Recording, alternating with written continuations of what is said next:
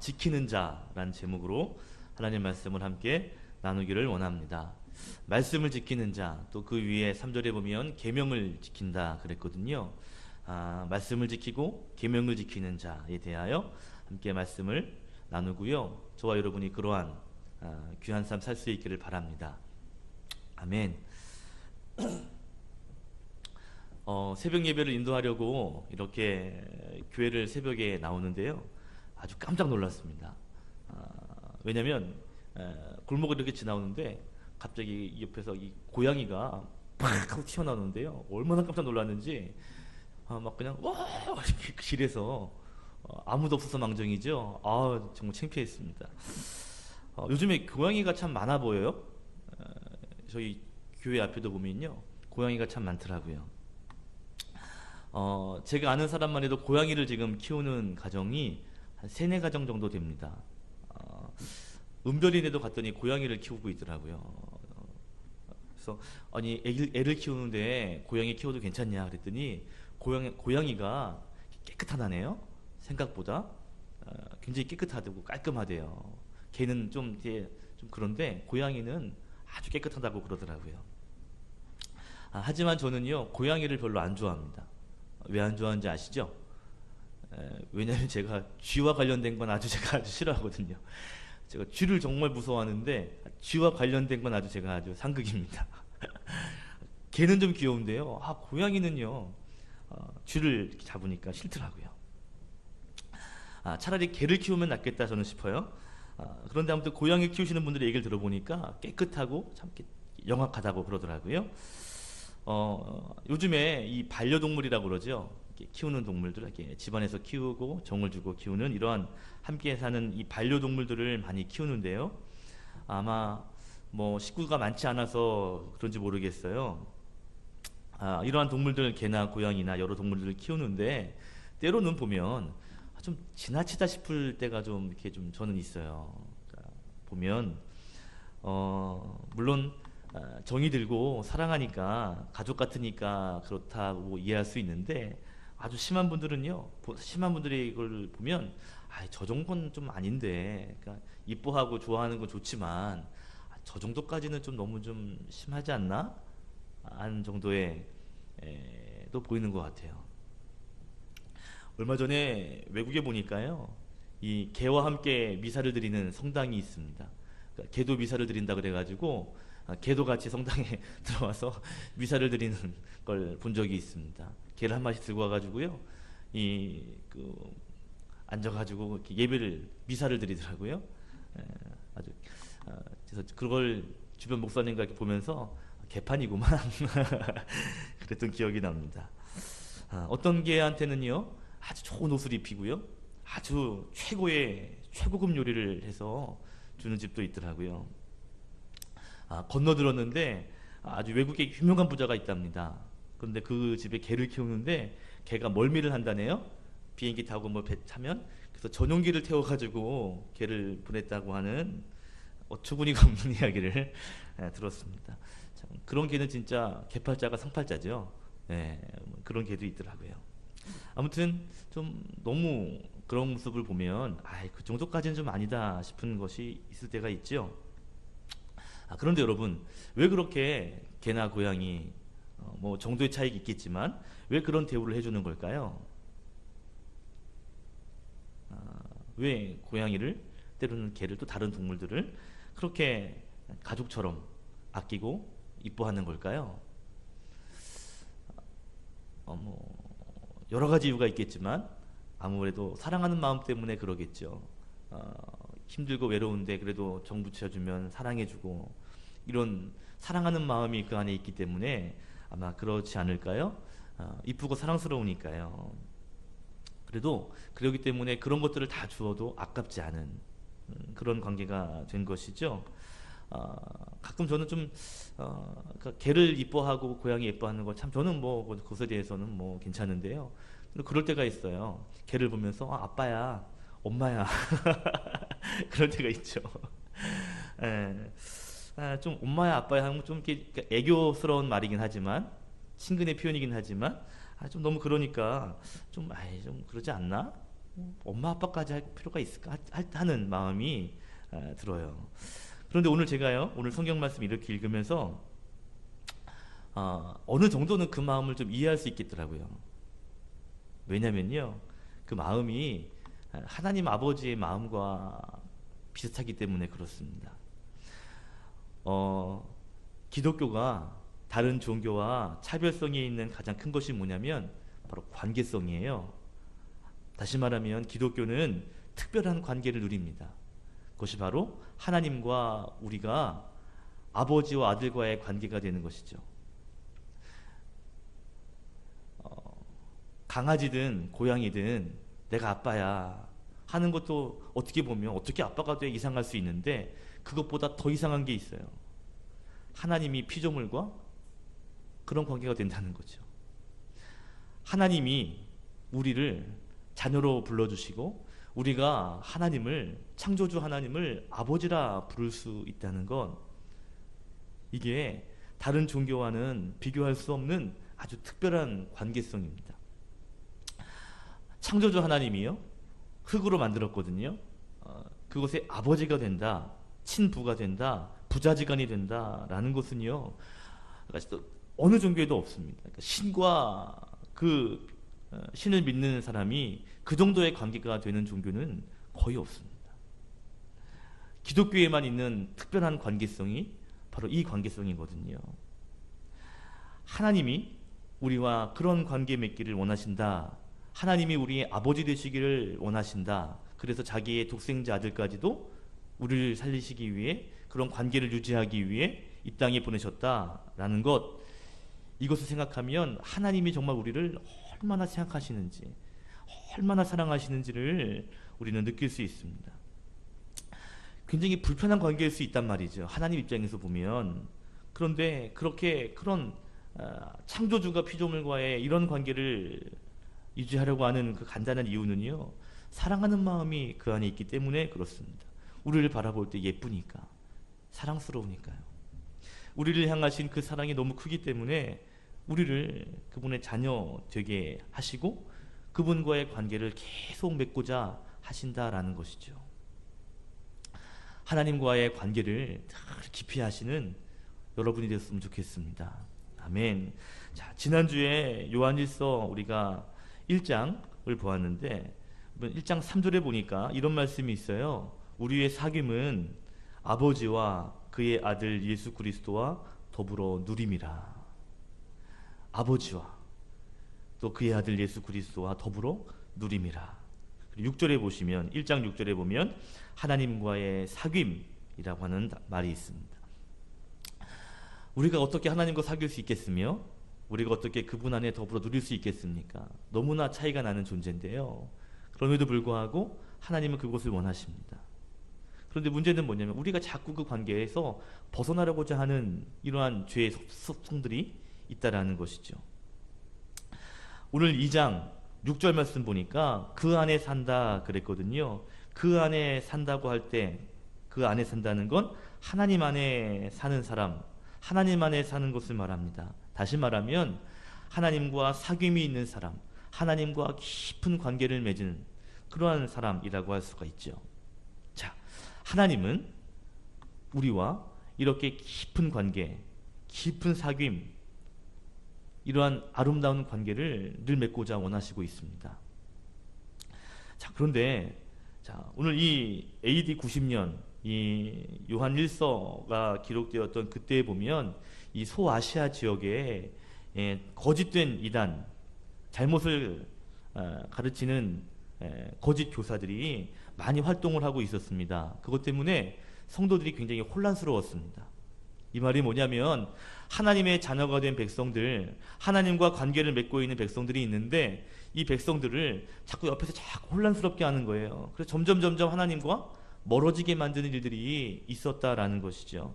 하나님과 온전히 사귐의 성도들이 많아져야 되는데 이 잘못된 가르침 때문에 오히려 하나님과의 관계가 흔들리는 일들이 많이 있었다라는 것입니다.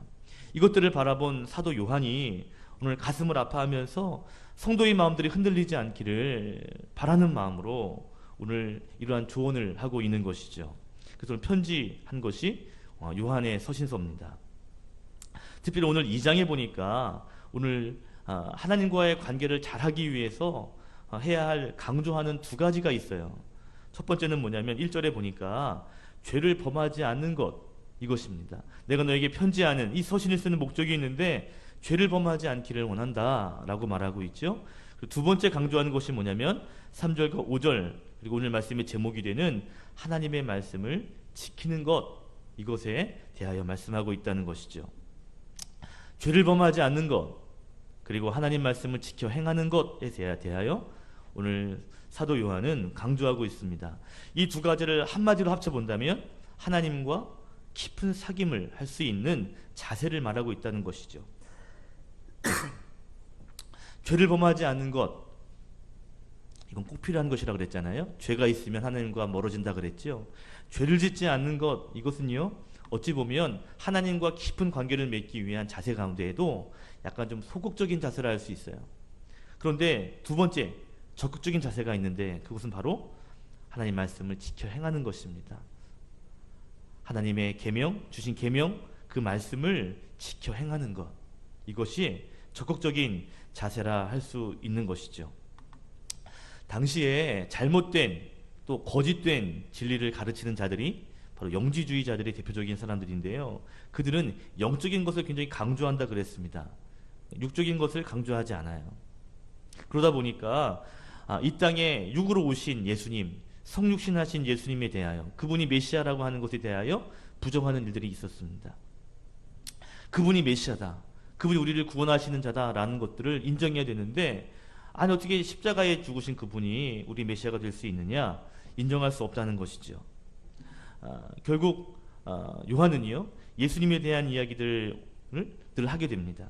1절에 보면 그분이 바로, 예수님이 바로 우리의 대언자 되신다. 각주에 보니까 이 대언자는 보혜사, 그분은 의로우신 예수 그리스도라 라고 말하고요. 2절에는 우리의 죄를 위해 희생하신 화목제물이다. 그분으로 인하여 우리뿐만 아니라 온 세상의 죄를 사하실 수 있는 그분이 예수 그리스도이시고 메시아 되신다라는 것을 말하고 있죠. 그런데 일부 사람들은 그것들을 인정하지 않았습니다. 요한은요 예수님을 인정해야 된다고 말하고 있는 거예요. 예수님을 온전히 알아야 된다라고 말하고 있다는 것입니다. 여러분 보세요. 이 거짓을 가르치는 이단들이요 완전히 하나님을 부인하고 예수님 부인하고 완전히 기독교와 멀어진, 완전히 반대되는 개념이 아닙니다. 어느 정도는 인정하는데 또 어느 일부분은 인정하지 않는, 아까 말씀드린 것처럼 영적인 것에 대해서는 굉장히 관심이 많고 인정을 하지만 육적인 것에 대해서는 굉장히 거부하는 이러한 이단들이 있었거든요. 여러분 그러니까 예수님에 대한 것들을 온전히 인정해야 되는데 부분적으로 인정하다 보면 결국 진리를 벗어나게 되는 것이죠. 그게 이단이 되는 거 아니에요? 그죠?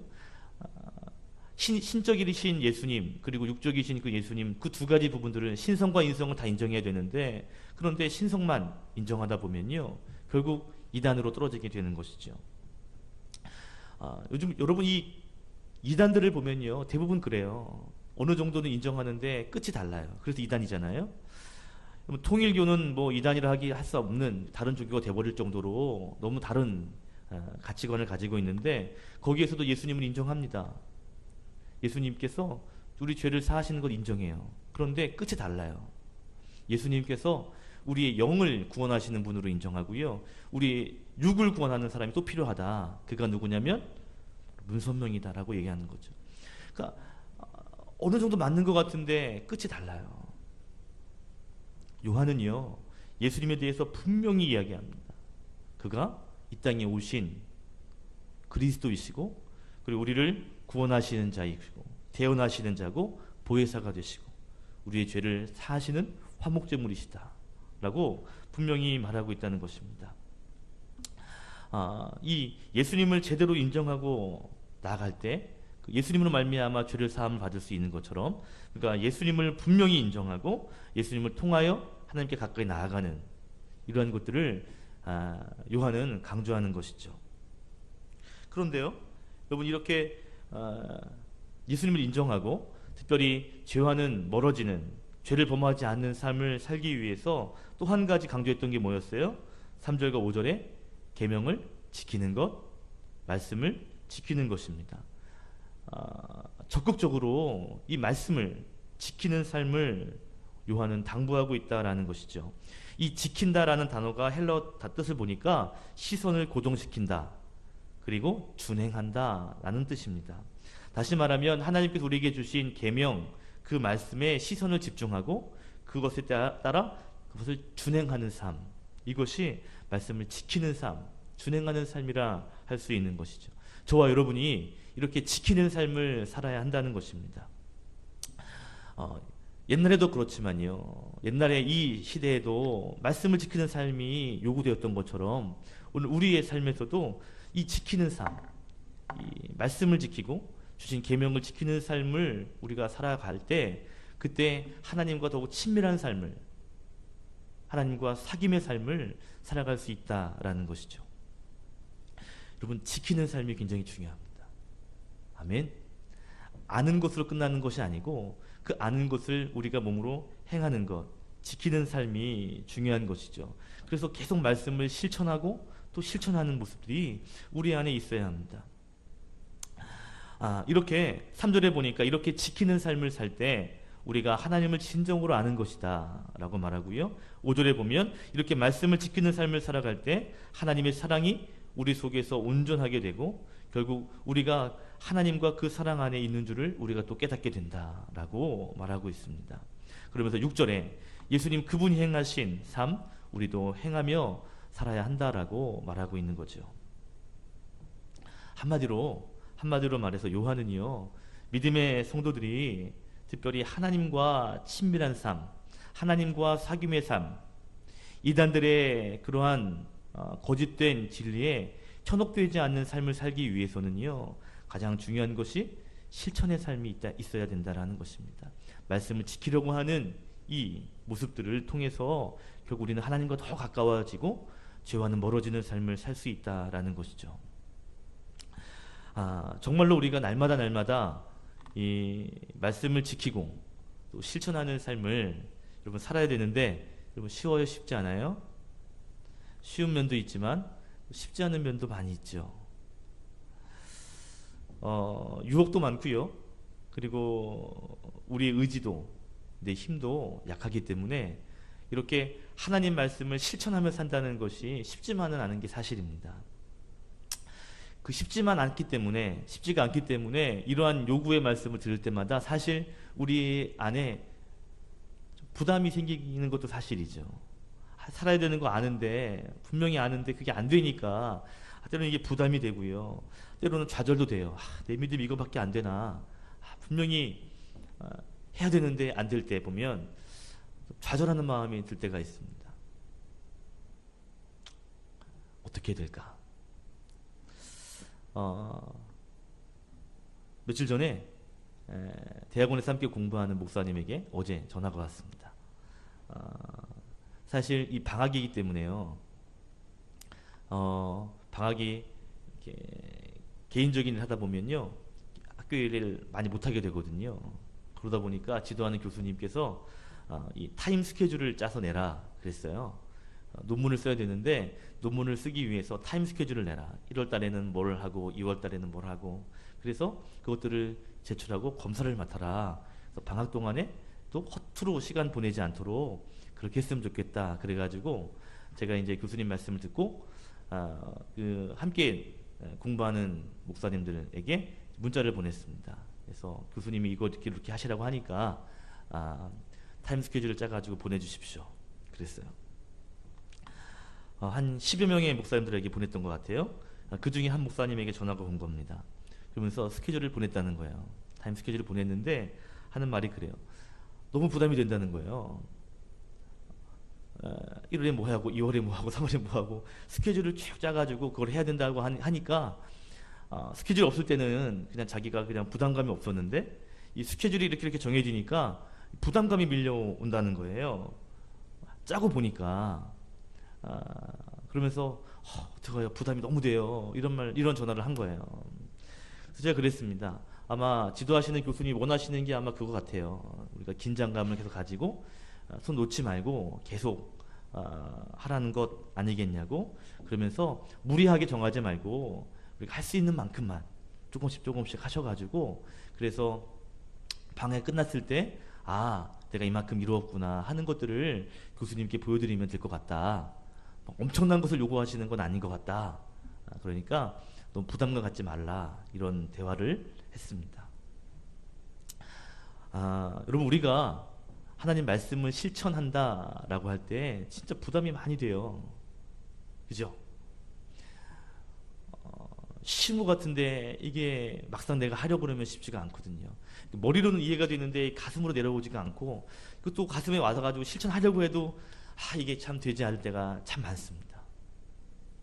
여러분, 조금씩 조금씩 실천하는, 대단한 것을 한 번에 실천하는 것이 아니라 우리가 우리의 삶 가운데 하나씩 조금씩 우리가 할 수 있는 영역에서 실천해 나갈 때 그것이 쌓이게 되고, 그것이 우리의 믿음이 되고, 결국 지나고 났을 때 엄청난 일들이 되어질 줄로 믿습니다.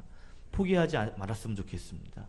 내가 어떻게 해, 맨날 해도 실패해, 못하겠어가 아니라, 여러분, 조금씩 조금씩 주님을 닮아가는 노력, 내가 이 말씀을 실천하려고 하는 노력들을 계속 하다 보면 그것이 작은 거일지는 몰라도요, 그것이 점점 우리를 강하게 하고 결국 하나님을 기쁘시게 하는 귀한 삶이 되어질 줄로 믿습니다. 아멘. 하나씩 하나씩 준행하는 것이죠. 비록 작은 것이라 할지라도 그것이 우리가 조금씩 조금씩 이루다 보면 결국 말씀을 지키는 삶의 놀라운 자리로 우리가 나아가게 될 줄로 믿습니다. 아멘. 오늘 요한이 말합니다. 말씀을 지키고 실천함으로 말미암아 죄와는 멀어지고 하나님과 깊은 관계를 유지하는 성도의 삶을 살아가라. 저와 여러분이 이렇게 하나님과 깊은 교제의 삶을 살 수 있는, 하나님과 깊은 사귐의 삶을 누리는 저와 여러분 되시기를 예수님의 이름으로 축원드립니다. 아멘. 기도하겠습니다.